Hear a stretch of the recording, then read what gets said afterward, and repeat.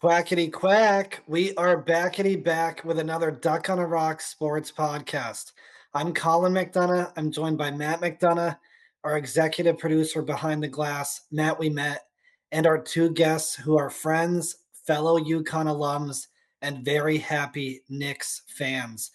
Emilio Delgado and Nishang Gupta, welcome to the program. Thanks for having us.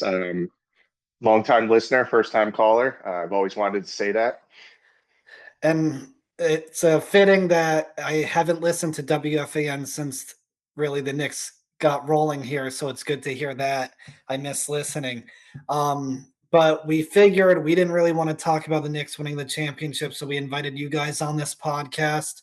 When we started Duck on a Rock, we began in August 2024 after UConn had went back to back after the Celtics had won their 18th championship. And fortunately for Emilio and Nishang, but unfortunately for Matt and I, in our new venture here, the first quote local out of a Boston, New York, or UConn team to win a championship was the New York Knicks, defeating the Spurs in 5 games, going 16-3 in the playoffs, dominating the East, coming back from double digits in every single game of the NBA Finals.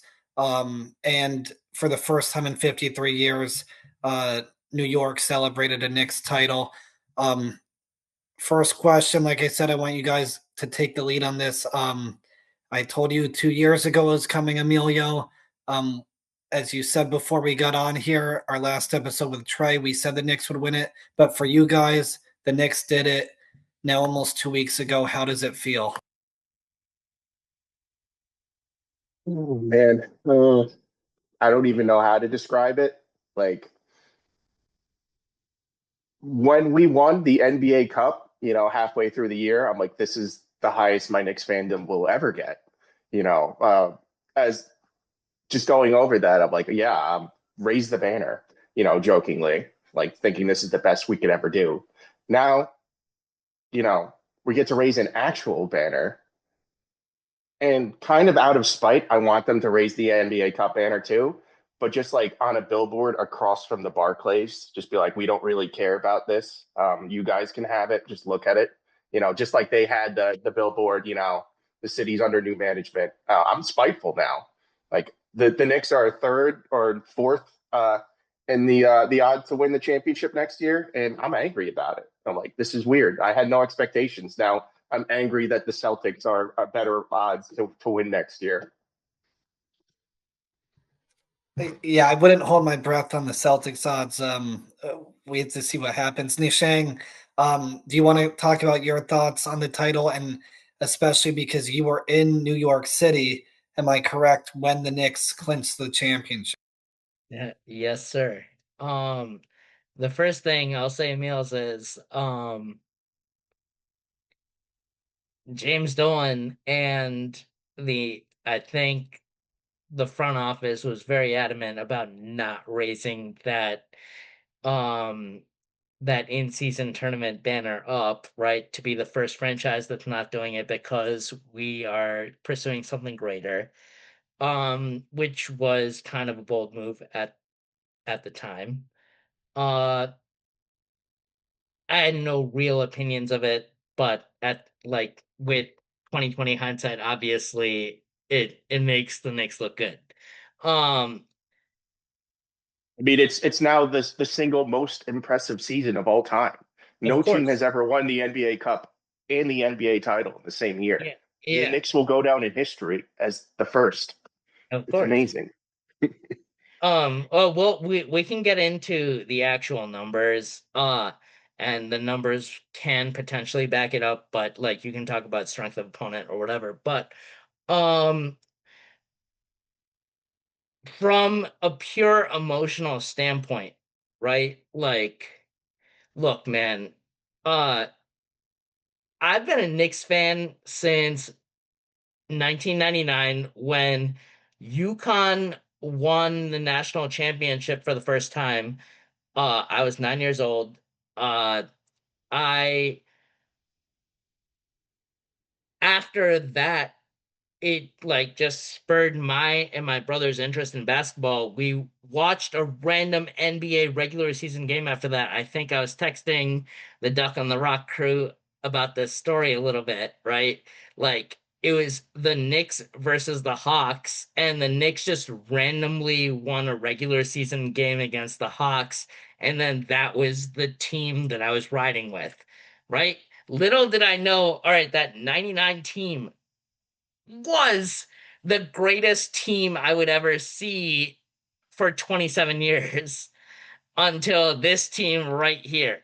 And we can get into the moments like top five Knicks moments in our like uh contemporary fandom or whatever, but like this watching that game on a rooftop bar with my brother, who is the biggest Knicks fan that I will ever know in my life. Um, and just watch the skyline turn from just yellow and white to orange and blue, like seconds after that buzzer like went off. Oh my God, man. Oh my God. And yeah, this is the kind of beautiful reaction, even though I didn't really root for it per se. That is so, as you said, Nishang, emotional from a championship. And as you said, and I said at the top, we're all UConn alums. We Nishang and Emilio met Matt and I freshman year. We played football in the tropical storm, and after doing laundry and doing it incorrectly. I had soap suds coming out of my shorts. I And then remember that. obviously, Matt, we met in Nishang. You grew up together, but Nish, I don't know if you remember and this, but like you used to brag to me in college that the Knicks were worth more than the Celtics. And that was your major like bragging point. And you know, this is the first year They that still are. They still oh are. yeah, especially now. And Emilio, even one of the big Celtics Knicks games was the Paul Pierce buzzer beater and almost Amari Stoudemire buzzer beater, where like as far as New York City, to your point, Niche, being as crazy invested in the Knicks. I mean, they've really built it the kind of the I don't want to say right way. There was a ton of different ways to do it, but they've knocked on the door repeatedly. I feel like in this era of parity in the NBA, that's how the Celtics did it 2 years ago, even to an extent the Nuggets in 2023, even like an extent the Bucks in 2021, the Thunder also like teams have to kind of build up, get the experience, knock on the door. And the experience really showed every second in the finals. The Spurs were young. Yes, they were talented. Yes, they had UConn, Steph Castle, and all world talent, Wemby. But in each game, the Knicks were the team that even when down looked more measured, had a better demeanor, and took advantage of mistakes and forced those mistakes. So obviously, like I said, they came back from double digits every game. Watching each finals game where they were down double digits coming back, did you by the time it was game 3 or 4, or I know they lost game 3 or 5, did you guys have feelings that the Knicks are going to win each game, or was it just you're on bated breath because what if they don't come back and the Spurs, actually close the door on some of So, Really. yeah. So we kind of had two things kind of working for and against us. One, their history of coming back, their mindset of every game is the series is 0-0, the score is 0-0, so that they never get to ahead or behind on themselves, basically. That was in my mind versus, 20 something years of being, you know, a Knicks fan. So a lot of pain in being used to expecting the worst, essentially. So I'm not going to lie. When they went down 29 against the Spurs in game 4, it didn't look so good. I turned the game off at halftime because I couldn't take it anymore. I was pissed at the refs and my blood pressure was getting very high. And I'm like, I can't take this. So I just had the box score on in the background, and I watched and I watched and I watched, seeing what was going on. We got to 2 minutes. I turned it back on, so I did get to see the finale, thank God. But yeah, I mean, game five, when they went down, basically you knew, like, yeah, no, they'll come back. After what they did in game four, there's no way they're not going to. Nice, do you feel the same way? I guess mine's yes and no. Like, look, man, you guys are diehard Celtics fans, probably bigger Celtics fans than I'm even a Knicks fan. Like, you know all the history and everything, but like, you saw what we did to you with the comebacks last season, right? You saw it, and there was Yeah. traces that came through here, even with a Rub different. it in, niche. No, but like, no, I'm not. I'm not even trying to, but like, it. The, look, I'm not even saying that the Knicks are a better franchise at all. Like there's no comparison, right? We won one, right? We finally got one, right? Yes, I'm gonna rub a little bit, but um I'm gonna say also, like, dude, that Spurs series, like, they what is the stat? Like, even Victor Wembanyama said, like, oh, we were dominating the entire series, right? 70 whatever percent of the game they were in the lead, right? Yep. Uh, and the Knicks were only in the lead 26% of the time. Uh, I'm not gonna sit here and lie to you for a second that I had faith any single time we were down. I never had faith because for the 20 years, like 27 years, like this is the cardiac Knicks. Like it's highs and it's lows, and it like this was the 16 wins, 16-3 record in this postseason, albeit probably one of the most dominant postseasons I've ever seen from a championship team. Like I would never, every single game, I would not expect yesterday's performance, even though it continued to happen. Yeah, it is interesting you say that with like momentum. We have seen NBA finals where teams have gone. I know the Knicks did it on the road, but obviously, the Phoenix Suns in 2021 with the Dallas Mavericks in 2006. I don't know, Matt, if you like pipe in, like teams go up 2-0 and it could switch. Even with the Knicks, the Spurs win game three in New York, the Spurs are up 29. If it's 2 to That 2 could going, have been a 2-2. That could have been yeah, a 2-2 and a yeah. completely different series. But to your point, Niche, and I know you're not, this is your episode. I told Emilio during the playoffs, if the Knicks win the championship, he could come on. I kind of wanted Emilio's debut to be a Raiders preview, not a Knicks championship. But maybe we'll do both now. But seeing the Knicks do it against the Celtics when the Celtics were defending champs, even though the Celtics, we've talked on many occasions on this podcast about their affinity for blowing leads.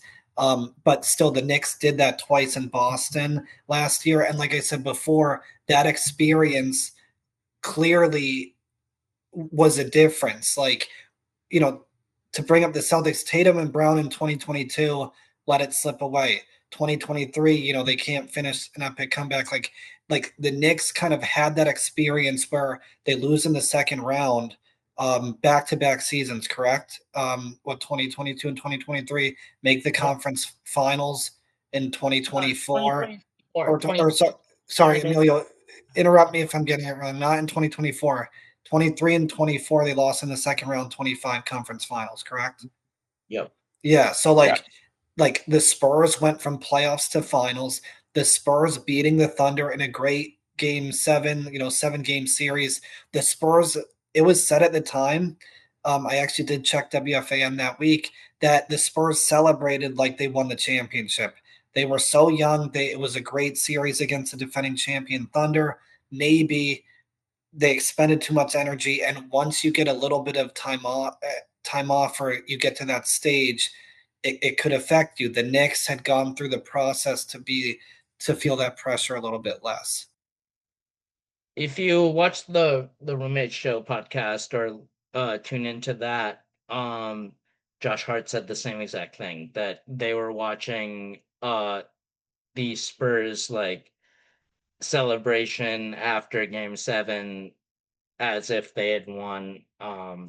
And they and like the Knicks have been like incrementally going through heartbreak for like how many years? 4 years or 3 years of heartbreak.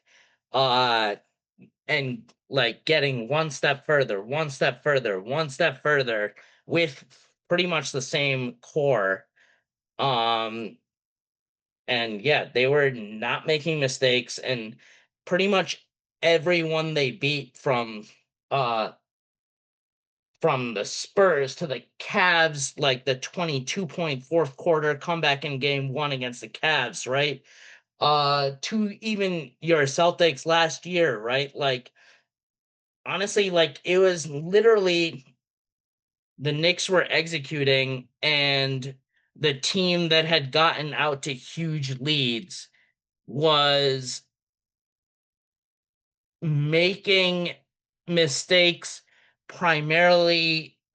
This is going to be the analytics guy in me, primarily run by analytics. Like, why are you guys, the Celtics continue to shoot threes while they're up double digits early in the shot clock? The Cavs continued to do that in game 1. The Spurs did that all like the entire series, right? So like if you're gonna give up open, or if you're gonna give up or shoot open threes, or even contested threes early in the shot clock, right? While it worked in the first half, it's gonna mean revert sooner or later, right? And the Knicks just continued to just execute game plan versus, I mean, so did all the opponents, but the Knicks got like there's some element of luck, some element of execution. That's about it. Well, yeah, you're right, Nish. Even like game 5 when it was double digits, and then the Spurs were sort of squandering. It was still, you could still point to shot selection. Like the Knicks swarmed on defense and caused a couple turnovers, but also there was a couple stretches there where you had some threes taken that weren't really needed, or too early in But the just shot hold, clock, or if you're the contested. Spurs, just hold the ball like deeper Yeah, in the clock, right? yeah, or it would be, Oh, or they would hold it, and then it'd become like 8 seconds left in the shot clock. Oh crap, we have to shoot it, and Yeah. then it would be like a Wembanyama contested fadeaway jumper, or like Castle dribbling with his head down to no man's land. So like, but again, credit to the Knicks on creating that, and then on the other end, really taking it to him and taking advantage, hitting open threes when they'd get the defense out of rotation. And then Brunson obviously kind of started the series very poor, efficient shooting nights. right. But by the between the comeback in game 4 and then game 5, he's literally taking it right into the chest of defenders and Dude, finishing at the rim while watching the other team, shoot game jump five shots. Game 5 was Brunson. Like there it was nothing else. It was literally just Brunson. Well, that won him the MVP for sure. And Emilio and I did talk before a little bit. You could have pointed to Carl Anthony Towns. Or OG, OJ even. yeah, Even OG Anunoby had the poster plays, that the still images that will live on. So that it was kind of a toss up at that point. But obviously Brunson's 40+ point effort kind of solidified it. Despite his dad thinking Patrick Ewing is still a better Nick. But that could Yeah, be. that's a weird comment. But I don't know why he had to do that. It was like, but come on. but I will say, in Nishang, you mentioned the core, like, and this core, a few of the guys have been around the last few years. Obviously, they made some pretty big blockbuster trades. Even disrupting the Nova Knicks a little bit there with the trade with Minnesota. But the main core, aside from a few depth pieces, had pretty much been in place the last 2 years. Um, so between the comebacks from the Celtics through this finals, it was really the same rotational guys for the most part. But one area where they did make a big change, obviously, was casting Tom Thibodeau aside in favor of Mike Brown, who I feel as though Mike Brown, I wonder why, has not received the credit he should for this title. as much as he should. Can you guys speak on Mike Brown, the coaching change, and kind of where you saw his effectiveness really hit home for the players just throughout the season and obviously in the playoffs? Emilio, so let me say one thing, then I'm gonna let you take the bulk of this. Like, I don't see like where are people saying that Mike Brown was not. I mean, early on, yes, people were saying Mike Brown was not the guy, or like, oh, you fired Tibbs without knowing like who's coming in. But like after that, like, as I mean, I feel like it wasn't a huge deal. Meals, maybe you could maybe you have a different perspective here. But especially obviously after game 3 in the first round when they moved to like cat scan, as Iman Shumpert likes to call it, right? Like that was a total Mike Brown thing that Tibbs wouldn't have done. So I know we talked about the inexperience of the Spurs versus the Knicks before from a player's perspective. Really, what kind of won the Knicks the series is the inexperience of Mitch Johnson versus Mike Brown. Mike Brown coached circles around Mitch Johnson. Like Mitch Johnson had a plan to come out and blitz the Knicks early in the games, to try and get a big lead every time. And they exhausted themselves in every game. The closeout game, game 5, Luke Cornett gets put back in the game with 4.5 minutes left. I screamed at the television. I just yelled, Cornett, not believing what I was seeing. Because I'm like, they're going to go right at him, and he has no shot. But Wemby is so gassed from everything that he's done in this game that he has to come in the game so that Wemby can get a break. Uh, Mitch Johnson refused, to acknowledge that Dylan Harper is a 10-year vet in a rookie's body, playing De'Aaron Fox over him. I mean, how much did that cost them? Mike Brown basically pushed every button, every right button, like Jose Alvarado keeping him in game 4 when it looked like he was going to sub him out. And then he scores, I think, 8 huge points in the fourth quarter, you know, just shooting over Wemby and drawing Wemby out. Like, I mean, in New York, it was rough towards the beginning of the year. They couldn't really figure out what they were doing. Karl Anthony Towns was giving interviews where he's like, I don't know what my role in this team is. And then by the time we get to game 3 in Atlanta, Control Tower Cat, as I've heard him called too, comes in and starts taking over games and having triple doubles in the playoffs. And it's just like the whole thing with Tibbs is, yes, he knows more about basketball than basically like everyone. The guy eats, sleeps, breathes basketball. I don't think he has a significant other. I'm pretty sure he's married to the game. So he's brilliant, but he's not really great at listening to others. If you see Mike Brown, he goes up and down that bench and he talks to all his assistant coaches. He's talking to Chris Jen and getting information and finding out what to do. He's talking to Rick Brunson, and Rick Brunson's telling him to shut the hell up, stop talking to the refs, and focus on the game. So the whole collaboration with everything and the innovation by Mike Brown was just, I mean, from where we were with, some of these coaches we've had in the past, it's just so refreshing. And he's a total goofball. But who let the dogs out? Like, I mean, it's endearing. Amelia, are you surprised at all? Like for the first 2 games, Wemby was not ghost covering Hart. Like they had Yeah, Wemby on Cat, and then Cat was just physically dominating him. everyone literally projected that Josh Hart it's going to be like what everyone else does. They're going to put a center on Josh Hart, and But game 3, they went back to that. They did that in game 3, and they won. Yeah, so I don't know what Mitch Johnson was doing. I don't know, but thank you, Mitch. Well, now Brown, Brown has had a pretty incredible career.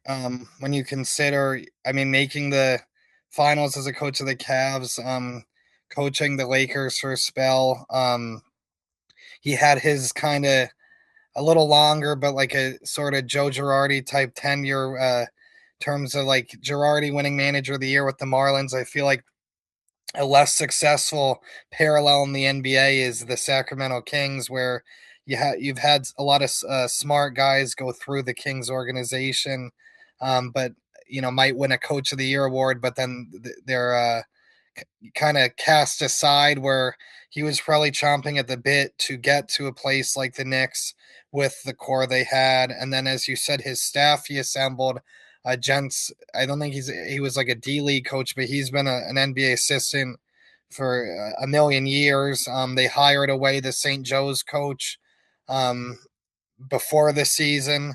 I forget the other guy they had as a staff member, but I'm pretty sure he coached the Celtics G League team back in the day and was a Celtics assistant, as well as you said, Rick Brunson, who ton of experience as a player and assistant, and then even Maurice Cheeks, who was a champion in for the Sixers in the early '80s, and now he's finally a champion again. So kind of the whole staff to core for veteran players was pretty seamless. But the one polarizing figure that's been a consistent of the Nick fan ire is the uh, owner James Dolan. So a lot of the times ownership groups or figureheads obviously can really an opinion can be formed rather easily when they're not winning. Has your opinion of Dolan changed much? Whether it be just the fact that they won, whether you consider how he kind of gave what people have called a compelling locker room speech pre-playoffs. So what's your opinion on James Dolan now? And I'm talking about him as the New York Knicks owner, not as a rock star. Emilio, do you want to go or do you want me to go?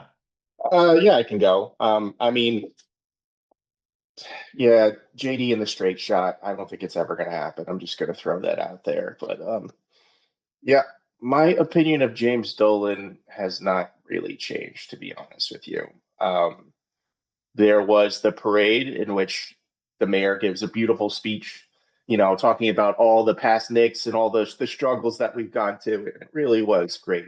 And then James Dolan comes on and says, "Well, I don't need your vote." So, just kind of like casting Mamdani aside. Like, really? Can we not just acknowledge the team and not be petty for a second here?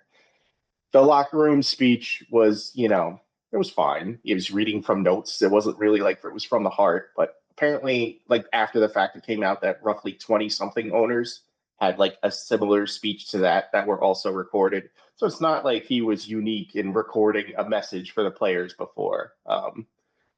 And yeah, I mean, he's still, I mean, now there's the whole thing with him not wanting to go into the second apron, which, yeah, I get. Um, but I kind of don't want to hear him talk about it. That's the only thing. Like, he has not done enough to win back, my trust for him and anything like that. I will acknowledge that he largely left Leon Rose alone. I think mostly because he was focusing on the Sphere at the time. So I just hope that he continues to kind of stay away, like, yeah. I thought he did well on the podium. I will say, from someone who's watched Robert Kraft have really good speeches on the podium as well as some mixed results. I thought for his first time on the podium, I thought he did pretty well. But yeah, even I heard about the thing at the parade, didn't really see it. I know, like, that's he kind of got indirectly political, despite the fact that he probably would hate. It wasn't a political speech. Like, it's the team wins it, as you said. But I know, I guess the Knicks are still the most valued franchise, as Nishang said. So I guess not everything is terrible in New York City under the current mayor. He still owns, and again, Nishang, it's also the franchise and Madison Square Garden he owns, and I'm pretty sure that Midtown Manhattan real estate is still pretty good, even in the current state of New York with the mayor. But you mentioned the second apron. Obviously, the team probably won't be fully intact. Who do you, before we kind of end, I kind of want to revisit the end of the series first, but just since you touched upon the second apron, what do you foresee with the roster and kind of how they'll have to build it or try to keep it intact this summer to try to go back to back.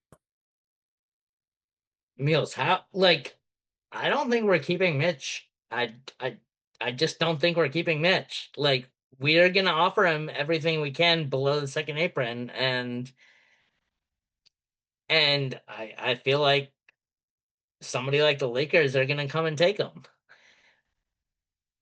The Suns, I think, just signed their backup center or starting center, maybe no, 3 years, 48 million. So we're roughly 16 million below the second apron. So if we did a similar contract, boom, you're in the second apron, you know. They're reporting that the Kings are interested in Mitchell Robinson. The Lakers are too. So I would honestly be surprised if Mitch is back. But I mean, what does that mean for Landry Shamet? Do they have money for him? You know, I mean, it's gonna be tough. Mitch is number one priority. He Yeah. is the number one offseason priority. Like, I mean, even his like He, just boxing out. I mean, watching the series, Wembanyama's an incredible talent, but he does need to get some more strength, especially in the post where it the Robinsons and Carl Anthony Towns of the world looked like they had the strength of the Charles Oakleys, the Larry Mitch, Johnsons to Mitch has really be one old of school 90s pushing off the block and boxing out. Yeah, and that's epitomized like what it was game 5, right? Like when Mitch had one of the greatest box outs of Wemby, like if you look at it, like their hips are in the same spot. Like Wemby and Mitch's hips are aligned. Mitch just has like how many more years of experience in the gym and muscle weight, right? To just get Wemby out of there and tip that, like get that rebound. You know what I mean? No, and that's huge, and that's the other thing as Emilio mentioned with Shamit, who's been there. He's a great story too. Like spending, I think he spent some time with the Westchester Knicks, for a while. Like so, the depth they had, and then even Alvarado being the addition during this season. I know really everyone would be back next year except for I believe kind of the three we mentioned, but those were still guys. Whether Mitchell Robinson's offense wasn't always there, but you had Shamit and Alvarado have very effective shooting at times. Like that's still the strength was the depth, and losing some of that does impact the roster. But I do feel It all does, man. It all does. But I mean, in my opinion, Mitch is number one priority. Like, uh, I mean, I love Landry and I love Jose too. But Mitch is almost like irreplaceable, right? Like with what he can do defensively and on the offensive boards. Like, he's not just a great offensive rebound. Like he's yeah, a historic level offensive rebounder. I think they said he rebounded something like 25% of the Knicks misses like this year. I don't know if that's yeah. true, but yeah, it sounds about right with him around. Like you have to put two guys on him or he's gonna get an And offensive rebound. like Emilio, that's absurd, right? It Like you is. have to put two guys on Mitch when a shot goes up. Like Jared Allen still has nightmares of Mitchell Robinson from when they played in the playoffs years ago, and he just dominated him, got every rebound. So, I mean, the free throw shooting, like if he does move on, I will say, you know, thank God I will never have to watch another Mitchell Robinson free throw. But obviously, if he stays, I'll learn to live with it and keep hoping and praying that he just shoots grandma style. Well, and I think what maybe hopefully you guys find too is next year. I hope in the standings it looks like a honeymoon period as well. But even as fans, there might be a little bit of a honeymoon period, and Mitchell Robinson, if he is somewhere else when he comes back to accept his ring, it'll be a night of celebration. So back to your guys' nights of celebration. One 100%. Like if Mitch goes anywhere, like just it was the same thing. Like when Isaiah Hartenstein left, right? Like I don't think that any Knicks fans had ill will to him. It's like, dude, we can't offer you $30 million a year because of the bird rights or whatever for Isaiah, right? But at the same time, Isaiah did so much for the franchise. Like I'm I'm like, get his bag, man.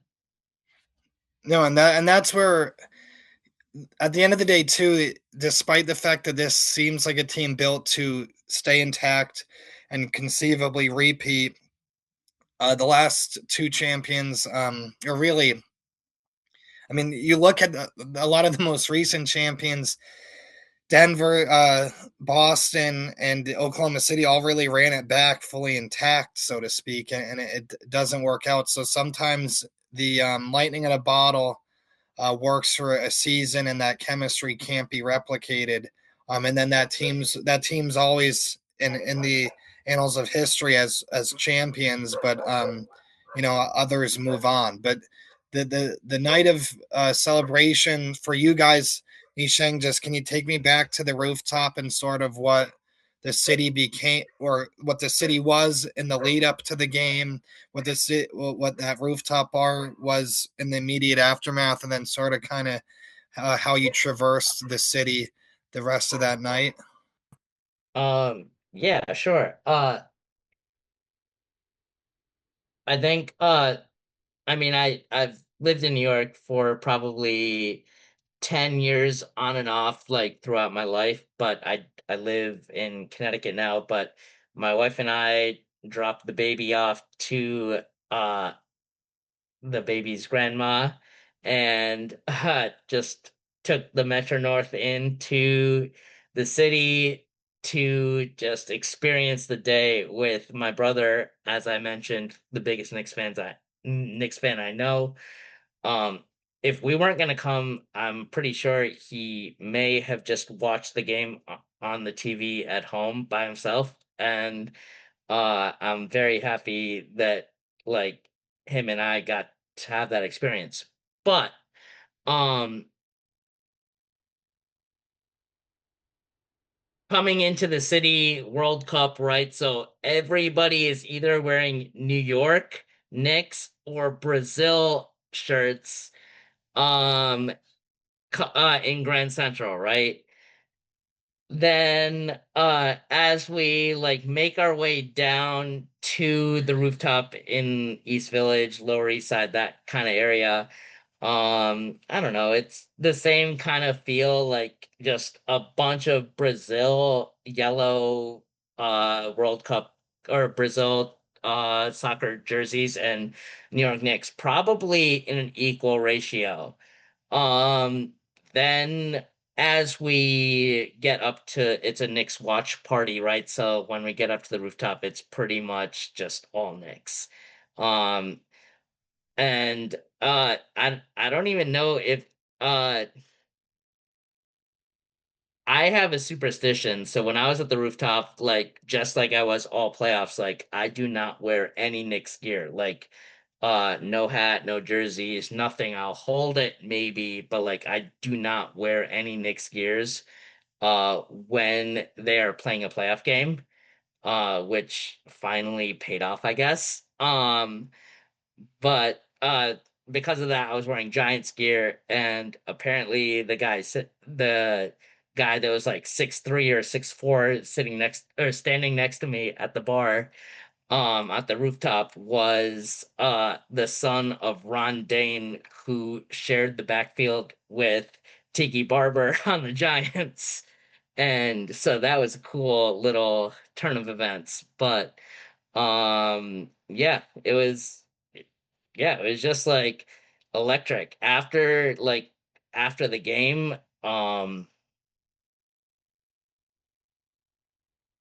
I probably hugged and or kissed 8 random strangers in New York City as we were walking back. And if you know New York City, like that, like you'll never be able to do that.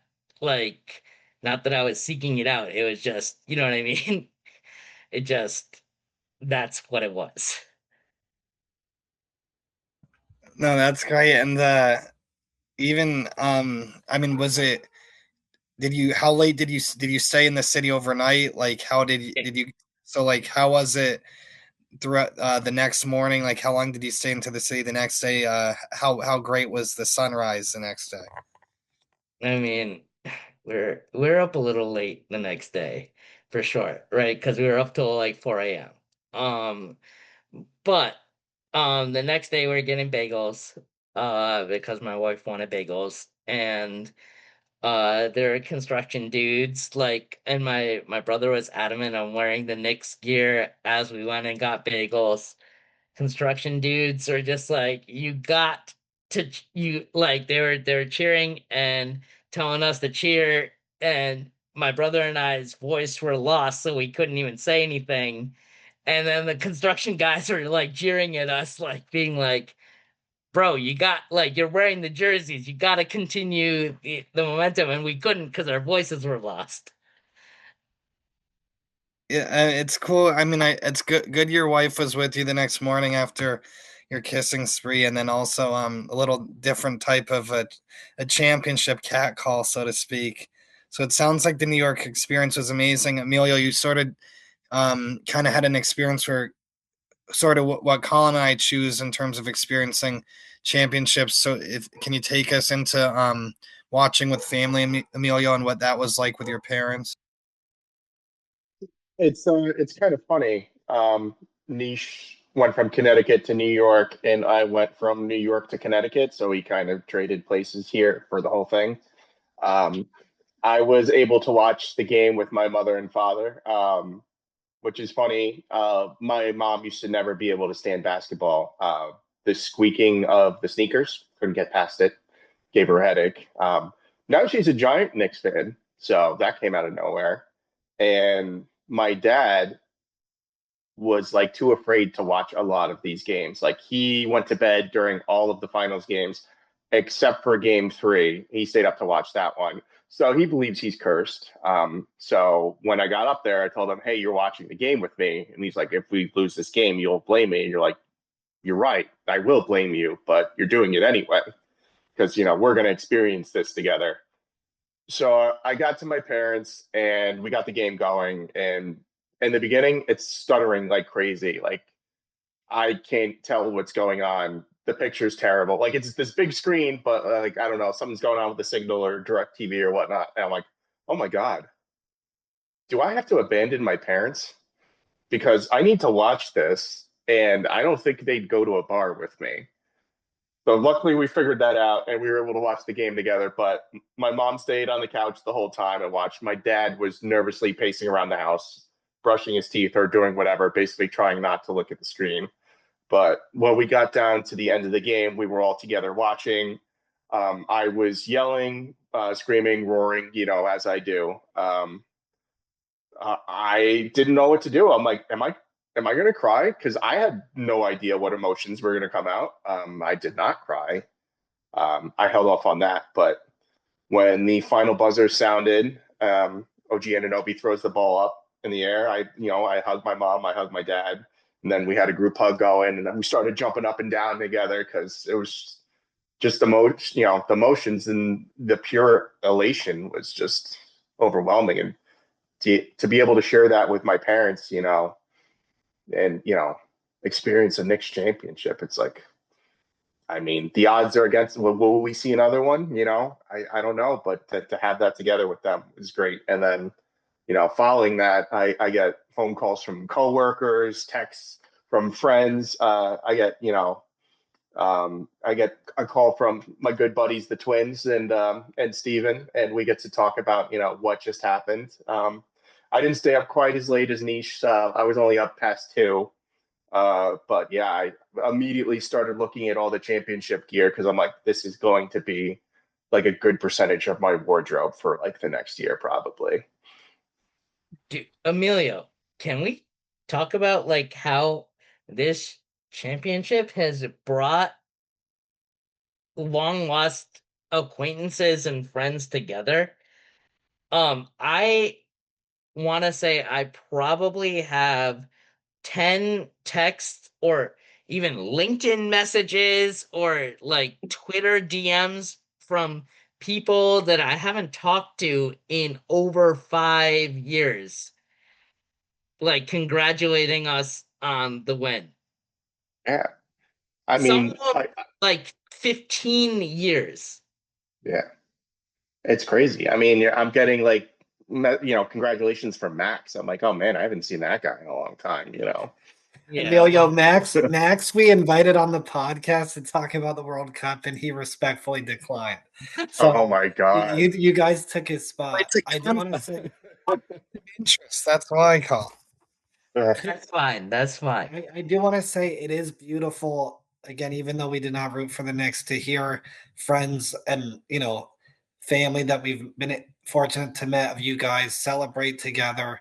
And I think it is like the beauty of sports. It isn't the most important thing, but it becomes the most important thing when the two of you share your like different but also just as meaningful experiences with a championship. And to your point, Nishang, you're talking about the Celtics being obviously historically better than the Knicks. Well, they're not better at this moment.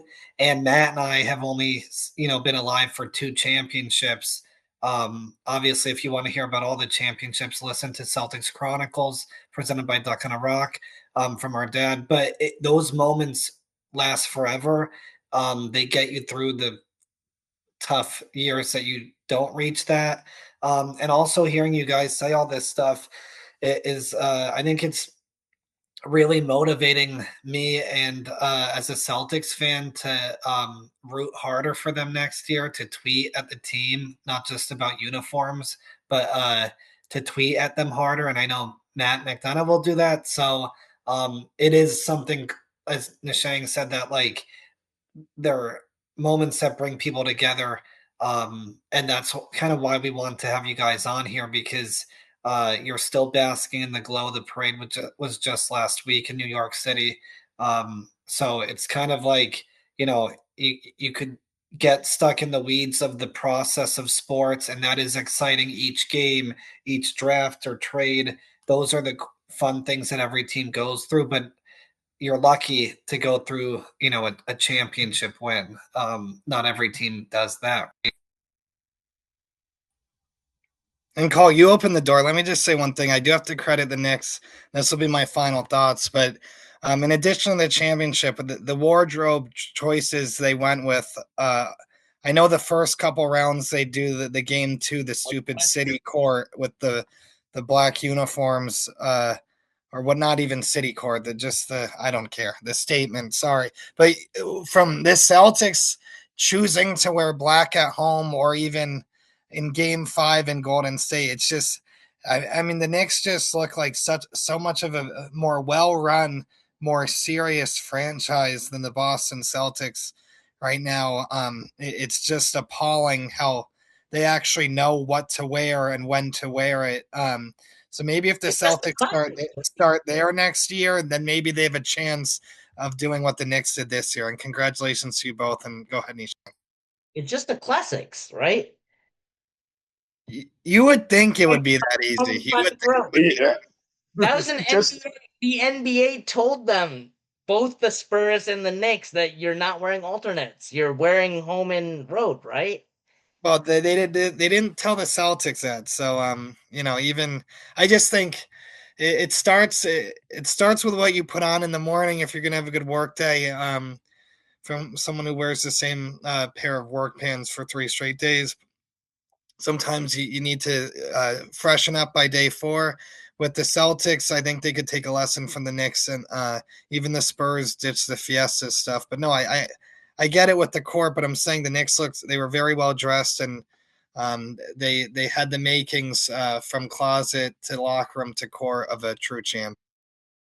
Oh, just while we're on the topic of Knicks versus Celtics and on the courts in general, I've had this argument with you and your brother, dozens of times over the years about Madison Square Garden versus TD Garden, and how MSG is the Garden, and how you two refuse to call it the Garden, and you call TD Garden the Garden.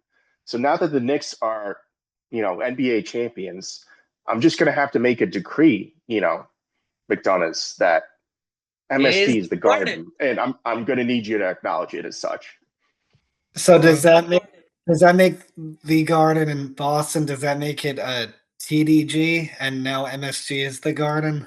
Yes, Correct. that is Always been it. so. The TDG. When, I like that. The TDG.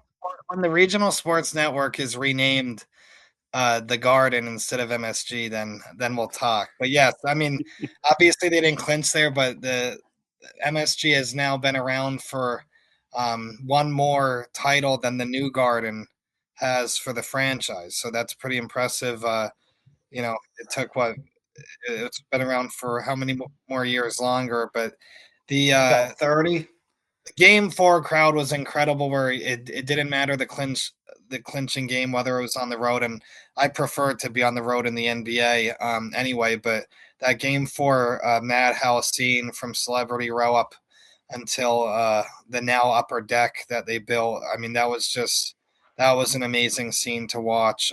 So it's good that building got a modern sort of classic all-time game. And then, I know you have the picture coming in of OG's tip and Emilio, that looks, I mean, the scene with the Broadway lighting, it Wait, looks like Neil, an match. do you have a photo? Like, where is it? I'm getting a signed 16 by 20 with the OG signing it and whatnot, and I'm gonna put that up in my office. So I'm so jealous. I'm so jealous. Um, That is the second, or honestly, it's the second best moment in Knicks history for me. And the only reason it's number 2 is because I was a 9-year-old kid when Allen Houston hit that buzzer beater in Game 5 in the first round against Miami. And when I was 9, I felt emotions more than I do now. That's the only reason. I don't know if that makes any sense. The It makes outsider, total sense. yeah, the outsider, like it, certain memories, especially when that was your first kind of Yes. foray into Nick fandom too. But I Yeah, will say, I think Emilio and I said that we said before Game 5, like, and it's cool. OG was one who threw the ball in the air as well, but that was the just from a kind of objective standpoint, that oh, tip was the biggest the encore. greatest moment of Knicks history. Yeah, Objectively, it could be the greatest moment of Knicks history. yeah. yeah, That or Willis Reed coming back on the court. Yeah, yeah, more and, than that. and I would say more than that. yeah. Willis Reed didn't even produce. He just showed up, right? And then He had 6 points, right? yeah, But that's for Walt Clyde Frazier to have the greatest game, basically in his What life. did Frazier have? 37? Am I supposed I to think it was like 37 and like 23. 23. Yeah, 37, Crazy. 23. emotionally invigorated the team. Yeah, Yeah. and then The and one Bill, thing though is Bill Russell had 6 points in his final game, so in a game clinching Game 7. So let's not get too hung up on how many points. But Willis Reed just being walked out of the tunnel like a non-basketball play, being the most iconic moment in a basketball team's history is. I thought that was pretty cool until the OG tip, and how it's like I said to Emilio, it's not even a play; it's him just coming out of the tunnel. it was almost as good as Paul Pierce coming out of the tunnel in 2008. Yeah. And that the way that OG reacts after it just adds to it. Where when they interview him, he's like, "How do you feel?" He's like, "Yeah, everyone's excited. I was excited." If Brunson He's crazy. didn't I love it. Wait, if Brunson didn't do what he did in Game 5, I thought OG was going to be Finals Yeah. MVP. Yeah, he would have Wait. had a good shot. Meals calling Matt, did you see the juxtaposition of that exact tip and play versus the play when OG was at Indiana when he tore his ACL or whatever he tore in his leg? It was the same exact play. Like he was going in on a weak side offensive rebound and literally like injured himself for an entire year in Indiana. Same exact play as the iconic tip in that I he did had. not I'll see look that. it up. I'll have to look it up. I will say that the tip in real time, especially from the sideline broadcast booth view, you really realize how difficult of a play it was when they do the backboard cam, and you see I mean, obviously you see where he came from the TV broadcast angle, but when the slow-mo replay of who he went through, the angle he had to tip it in, the controlledness of the tip, it was not an uncontested putback. Of course, but the number one thing is, I think, and this comes down to chemistry, is OG knew that Brunson was going to shoot the ball, right? So OG knew that he was going to crash the boards. Like, and he inbounded it, and the Spurs had no one on.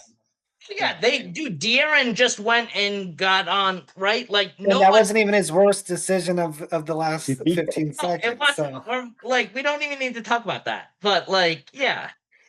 No, and I don't want to talk about that because the thing I can't stand is, and especially with the Celtics had some kind of easy 2024 road, or the Falcons lost it, the Patriots, or the Falcons blew it, the Seahawks lost it in 2015, the Patriots didn't win it. Like the play was made. It's a mix of both. It's a mix of both. And the play was still made at the fair. Yeah, it's a mix of both, but you have to give credit to the winner.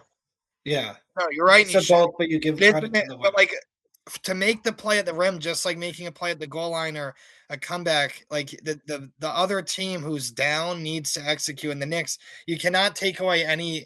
You cannot put a dent into any of these comebacks or lessen them at all through really any. I know that one play was horrible. It was horrid. What was he doing? And I agree, but like, you're talking about the De'Aaron Fox layup that OG blocked right before his tip-in, right?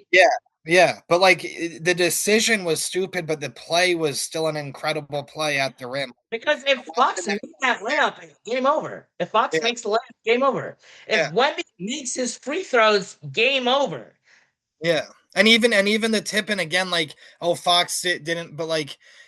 I mean, as you said, the chemistry and sort of the togetherness of the team, he knew Brunson was shooting. He read it well, just kind of like in 2023, how unfortunately, a Celtic that would pain us a lot, Marcus Smart, jacks up at 3, and Derek White knew Smart was shooting, and I better go read it off the rim. That's how you have heady plays and championship plays.